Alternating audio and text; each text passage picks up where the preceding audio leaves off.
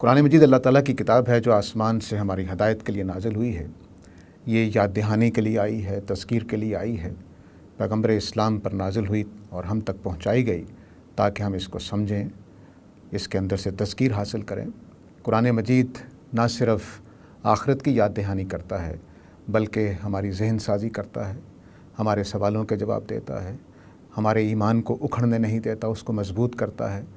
اس لیے بہتر یہی ہے کہ قرآن مجید کے ساتھ پڑھنے کا، سمجھ کر پڑھنے کا تعلق قائم کیا جائے۔ آپ قرآن مجید کو ترجمے سے پڑھیں تاکہ یہ ترجمہ آپ کی ذہن سازی کرے، دور جدید میں آپ کے سامنے جو سوالات ہیں ان کا جواب دے سکے اور ہمارے ایمان کو بچا سکے۔